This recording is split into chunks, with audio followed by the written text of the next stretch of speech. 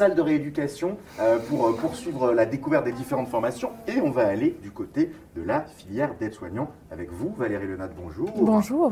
Merci de nous recevoir ici. Alors, est-ce que vous pouvez dans un premier temps commencer par vous présenter, nous dire en quelques mots ce que vous faites? Moi, je suis infirmière et j'ai rejoint l'équipe de formateurs depuis l'année dernière. D'accord. Et alors, est-ce que vous pouvez nous dire d'abord qu'est-ce qu'un aide-soignant? Alors, un aide-soignant, c'est un maillon indispensable d'une équipe soignante. Il assiste l'infirmier dans les soins de la vie quotidienne. Il va contribuer au bien-être des malades, il va les accompagner dans les soins de la vie tous les jours, il va l'aider au maintien de l'autonomie. L'aide-soignant, c'est on va assurer les soins d'hygiène, de confort, comme on le connaît le plus souvent, quoi. Donc c'est vraiment un maillon, vous le disiez, indispensable, qui a une présence quotidienne et qui a un soutien. Comment ça va se dérouler, justement, la formation pour devenir aide-soignant? D'abord, combien de temps ça dure? Alors la formation, elle dure 11 mois. Elle alterne de la théorie et de la pratique. Il y a plusieurs modules qui se suivent. Pour l'instant, il y a 8 modules. D'accord. Et on alterne des semaines de théorie, justement, en formation complète, et des semaines de stage. Il y a 17 semaines en théorie et 24 semaines de stage. Donc beaucoup de pratique, c'est un point important. Il y a beaucoup de stages. Et les semaines font 35 heures. D'accord, donc ça c'est sur les horaires, sur la base 35 heures. De 35 heures.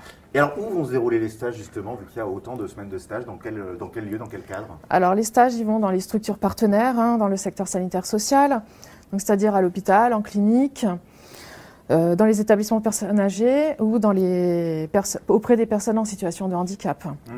Donc pour pouvoir avoir une grande diversité, bien sûr, la mobilité, c'est quand même un atout majeur, quoi. Oui, c'est ça, parce que les aides-soignants, ils sont présents à peu près dans tous les milieux médicaux.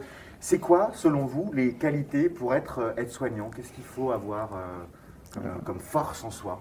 Alors, il faut avoir un équilibre, en fait, entre le savoir-être et le savoir-faire, pour pouvoir prendre en charge correctement les patients ou les résidents dont on va s'occuper.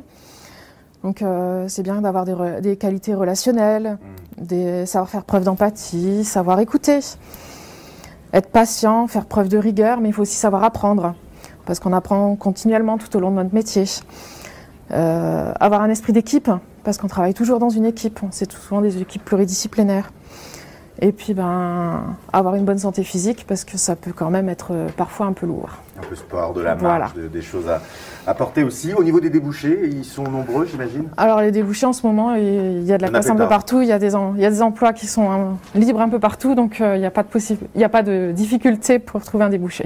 Et ben voilà. Et au niveau des évolutions professionnelles, on peut gravir les échelons et puis changer un petit peu. Alors on peut faire une formation en tant qu'ASG, donc assistant de soins en gérontologie, ou partir sur la formation d'infirmier. Et ben voilà, ça fait partie des évolutions possibles. Voilà. Merci beaucoup pour toutes ces informations. Merci beaucoup.